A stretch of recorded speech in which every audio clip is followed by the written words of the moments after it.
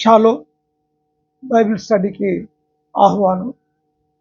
మత్తయి సువార్త 13వ అధ్యాయము 24 నుంచి 30 వరకు ఉన్న యేసు ప్రభు చెప్పిన రెండవ ఉపమానాన్ని మనం ధ్యానం చేస్తూ ఉన్నాం. మనం పొలంలో రైతుకున్న పొలంలోకి మంచి విత్తనాలు తీసుకొచ్చి విత్తినప్పుడు అందులో అవి ఎదిగినాయి. కొంచెం ఎదిగి గింజ పట్టినప్పుడు అన్నాడు. గింజ పట్టినప్పుడు వాస్తవానికి బార్లీ పంట గురించి మనకు తెలియదు, గోధుమ పంట గురించి కూడా మనకు తెలియదు. బార్లీ పంట గురించి మనం తెలుసుకోవాలి అంటే ఇజ్రాయిల్ దేశంలో బార్లీ పండిస్తారు కనుక వాళ్ళని అడిగి తెలుసుకోవాలి. గోధుమల గురించి తెలుసుకోవాలి అంటే పంజాబ్ వెళితే కానీ మనకి గోధుమ పంట ఎలాగా ఉంటుంది అనేది మనకి తెలియదు. అయితే వరి పొలం గురించి మాత్రమే మనకు తెలుసు. అయితే బార్లీ, గోధుమ, వరి 3 పంటల యొక్క పద్ధతులు ఒక్కటే. అందుచేత మనం దేని గురించైనా చెప్పుకోవచ్చు, కానీ ఇక్కడ వరి పొలం గురించి మనం చెప్పుకుంటున్నాం. మనం మంచి విత్తనం తీసుకెళ్ళి విత్తారు ఆయన రైతు. విత్తినప్పుడు విత్తి ఏం చేస్తాడు, ప్రతిరోజు వెళ్ళి ఆ మొలకలు ఎదిగినాయా లేదా చూసుకుంటూ ఉంటాడు. అలాగా చూసినప్పుడు అది ఎదిగి కొంచెం పెద్దదయ్యి గింజ పట్టేసిందంట. గింజ పట్టినప్పుడే అప్పుడు పనివారు చూశారు. పనివారు అంటే రైతు పద్దాగా రోజు పొలానికి వెళ్ళక్కర్లేదు, కానీ దాసులు ఉన్నారు కదా, సర్వెంట్స్, వాళ్ళు మాత్రం వెళ్ళి పొలాన్ని చూసి వస్తారు.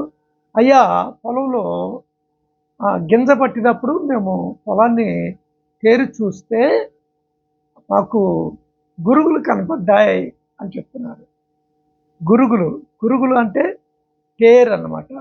టేర్ లేకపోతే వీడ్ అంటారు, గురుగు. ఈ గురుగు అనేది ఎలా ఉంటుందంటే అచ్చంగా పంటలాగానే ఉంటుంది. గోధుమల పొలంలో గోధుమల లాగానే ఉంటుంది, బార్లీ పంటలో బార్లీ లాగానే ఉంటుంది, వరి పంటలో వరిలాగానే ఉంటుంది. కానీ అందులో ఎక్స్పీరియన్స్ ఉంటేనే తెలుస్తుంది అది గురుగని, టేరని, కలుపు మొలిసింది అని ఎక్స్పీరియన్స్ ఉంటేనే, అనుభవం, వ్యవసాయం మీద అనుభవం ఉన్నవాడికి మాత్రమే తెలుస్తుంది.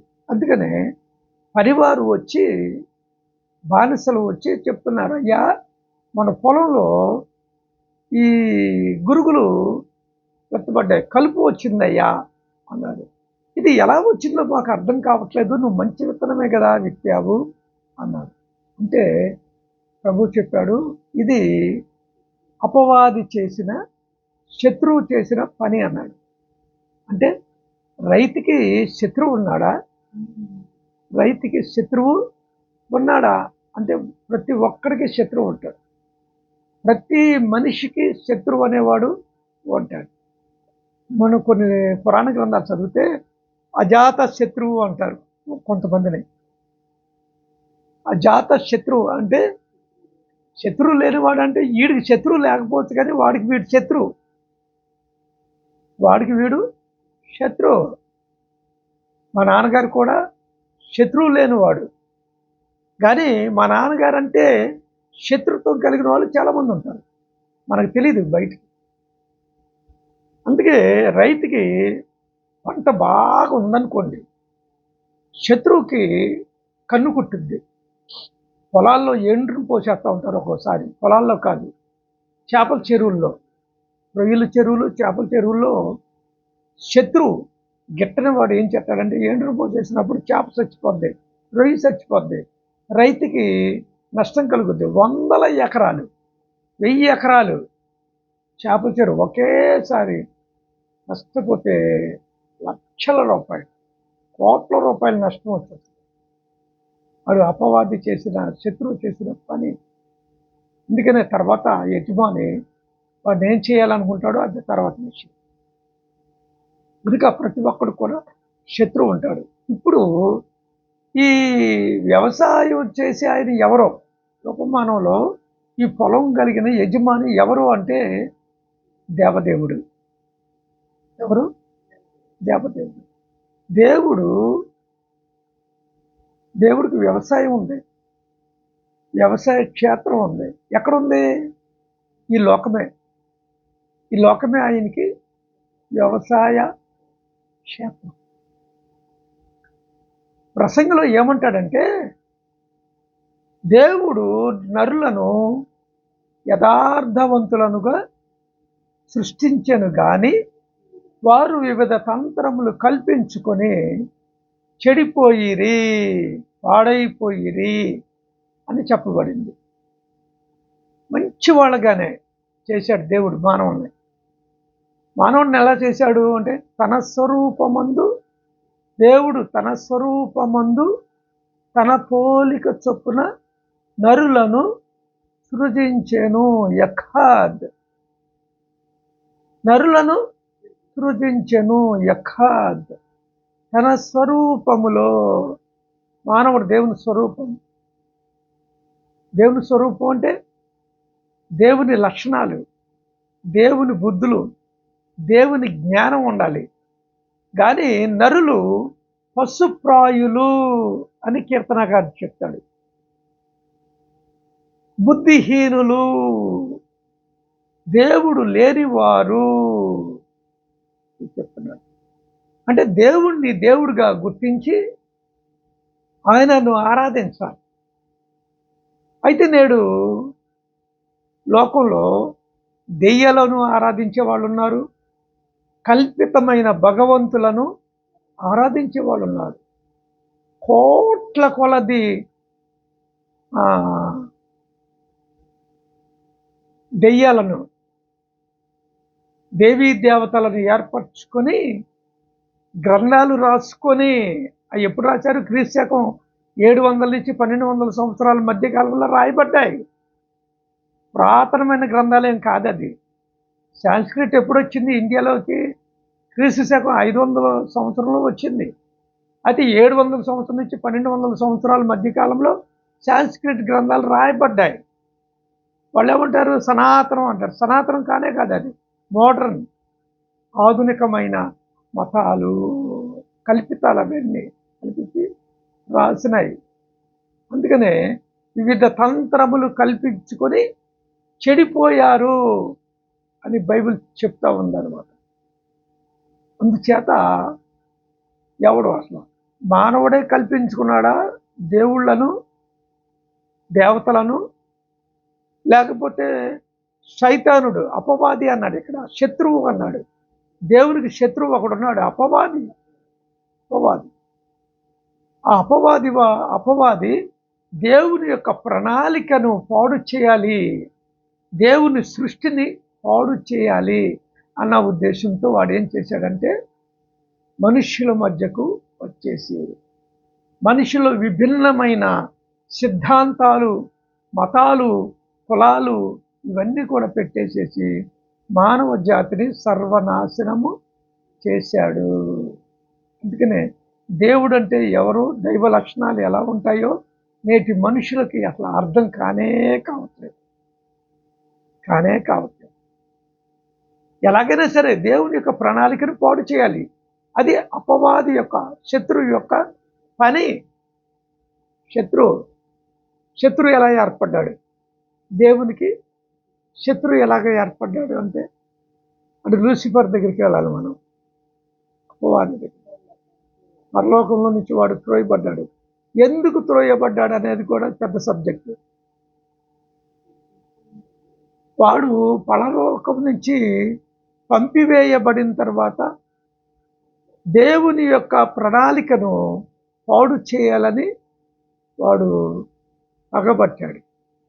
అందుకనే వివిధ తంత్రములు కల్పించి మానవులను పాపం చేయిస్తా ఉన్నాడు. దాన్ని ఏమన్నాడంటే, అపవాది వచ్చి గురుగులను విత్తిపోయెను. వాడు వచ్చి విత్తుతున్నప్పుడు ఏం చేస్తున్నారు? బానిసలు, పనివారు ఏం చేస్తున్నారు? నిద్రిస్తున్నారట.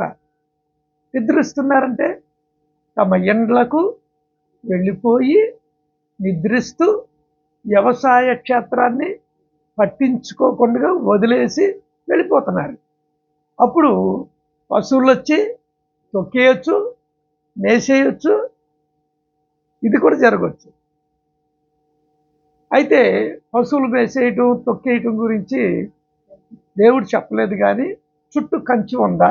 సరే, కంచె వేశాడు అనుకుందాం. ఇజ్రాయేల్ దేశంలో కంచె ఉండదు. ఎందుకంటే మనలాగా మందనే తోలేరు అక్కడ. వాళ్ళకి ఏమంటారు, అట్లని షెడ్లు వేస్తారు. ఊరు చివర షెడ్ వేస్తారు. ఆ షెడ్లో పశువుల్ని మేపుతారు. వాళ్ళు వ్యవసాయ అది గడ్డి పెరిగే ఇది ఉంటుంది కదా, అక్కడికి వ్యాన్ మీద వెళ్తాడు, గడ్డి కోసుకొస్తారు, వాటికి వేసేస్తారు. లేకపోతే వీటిని తోలుకొని వెళ్తాడు, పని చేస్తారు. అక్కడ మేసుకొని మళ్ళీ తీసుకొచ్చేసి అక్కడ కట్టేసి మళ్ళీ వాటికి తలుపులు వేసేసి తాళాలు వేసేసి పనివారు అక్కడ కొంతమంది పడుకుంటారు, కొంతమంది ఇంటికి షిఫ్ట్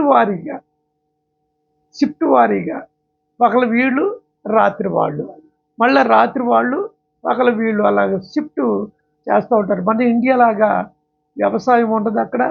పశువులు కాసేవాళ్ళు కూడా ఇలా ఉండరు అక్కడ. చాలా సిస్టమేటిక్గా వాళ్ళ యొక్క వ్యవసాయం ఉంటుంది. అందుచేత ఇక్కడ 2000 సంవత్సరాల క్రితం యేసు ప్రభువారు చెప్పిన ఉపమానం ఇది. ఉపమానంలో ఏమన్నారంటే, పనివారు వెళ్ళి ఏం చేశారట, వారు ఇంటికి వెళ్ళిపోయారు. ఇంటికి వెళ్ళిపోతే ఇంటికి వెళ్ళిపోవటమే ఆలస్యం, అపవాది వచ్చేసాడు, శత్రువు వచ్చేసాడు. అపవాది వచ్చేసి గురుగలను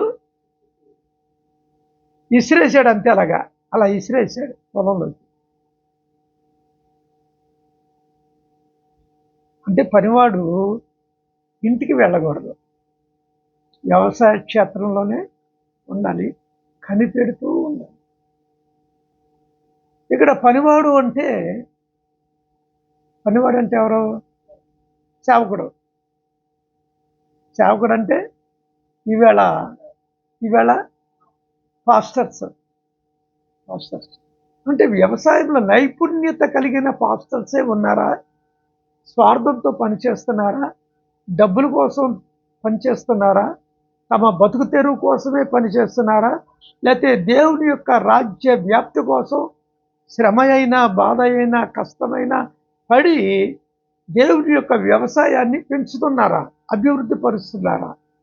ఎలా ఉంది వాళ్ళ యొక్క పని అని మనం ఆలోచించినట్లయితే, వాళ్ళు ఇంటికి వెళ్ళి పడుకున్నారు అంటే నిర్లక్ష్యముగా వ్యవహరించారు అని దీని యొక్క భావం అన్నమాట.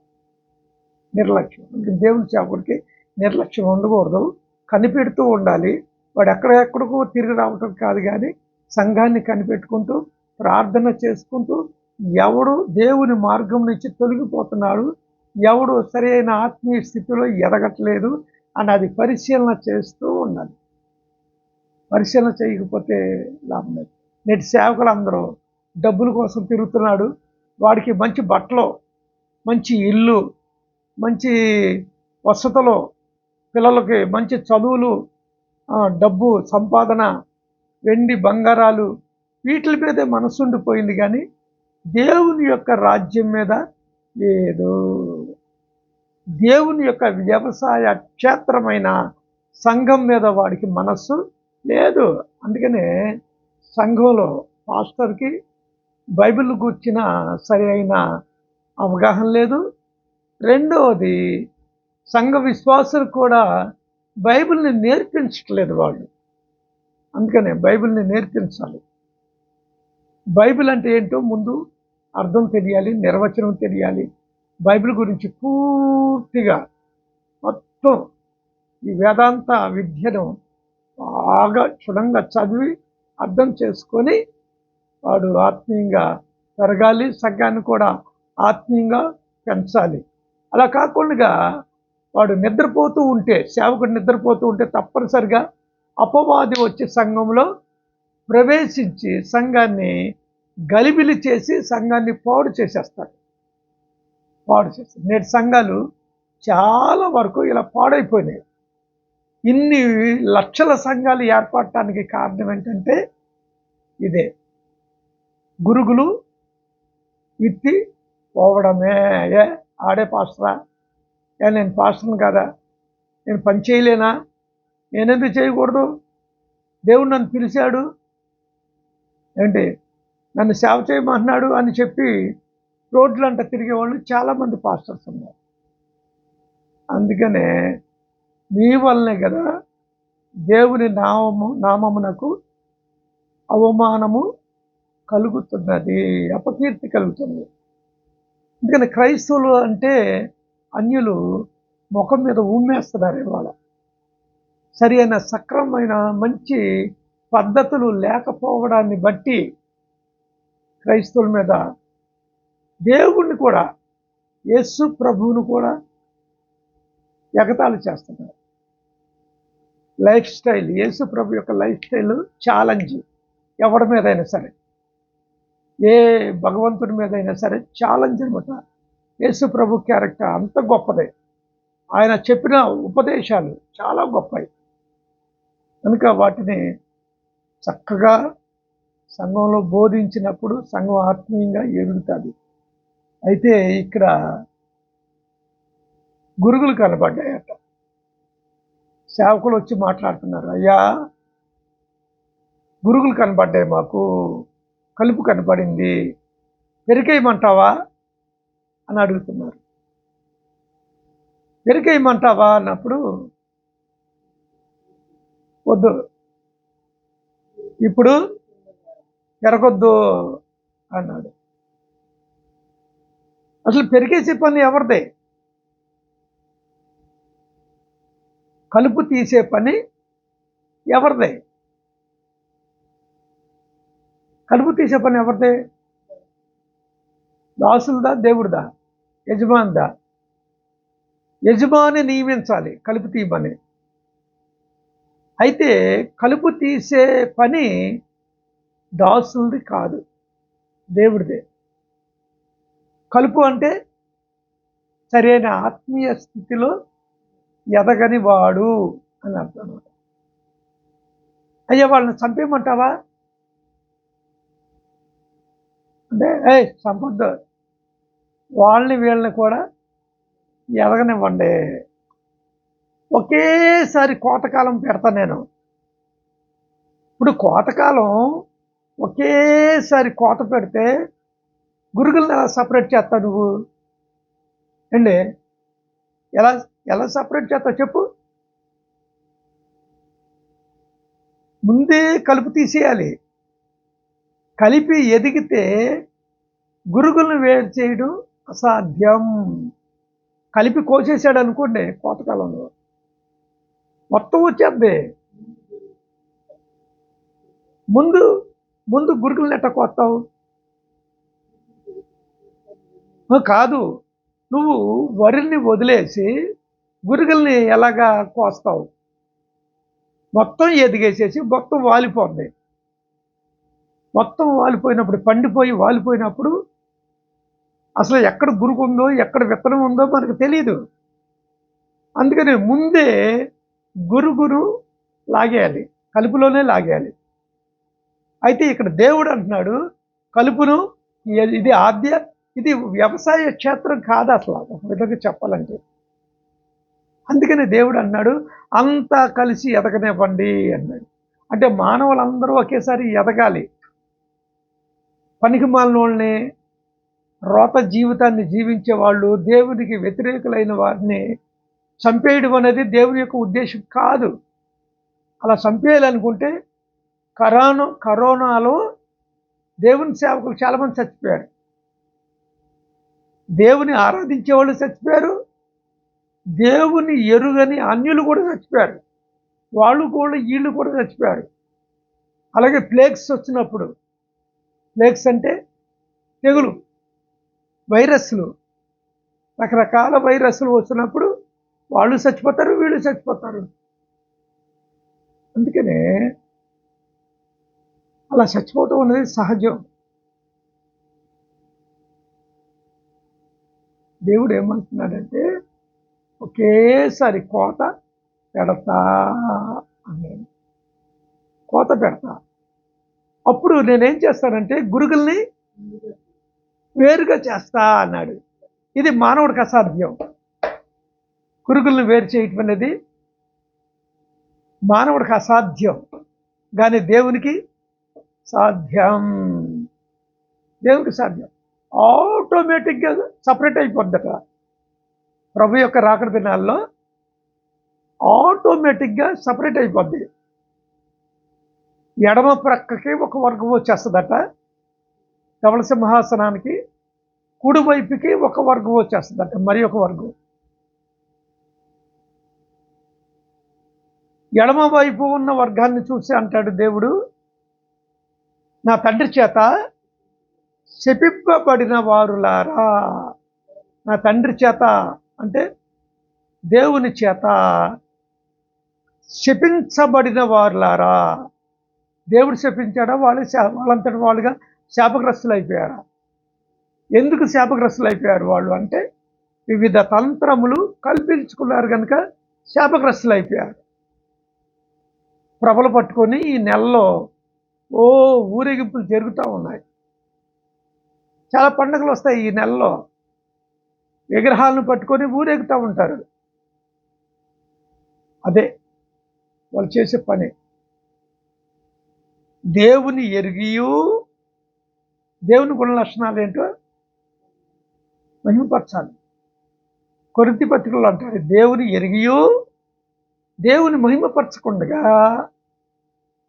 దేన్ని పూజిస్తున్నారంటే వాళ్ళు చతుష్పాద జంతువు, మృగాలను, పురుగులను, పక్షులను, రాకే జీవులను, చతుష్పాద జంతువులను, పంది, కుక్క, కోతి, పిల్లి, వాటిని మహిమా స్వరూపములుగా మార్చారట. దేవుని స్వరూపాలకి మార్చేశారు. అరే దేవుడి శరీరానికి ఏనుగు భూమి మీద ఉన్న ఒక యానిమల్, అది జంతువు. దాని యొక్క తల పెడితే ఎట్లా సెట్ అవుద్ది అసలు? ఎవడైనా ఆలోచిస్తున్నాడా? అరే ఇది దేవుడు ఏంటరా బాబు? ఇప్పుడు కొత్తగా సినిమా ఒకటి వచ్చింది నరసింహ అనేది.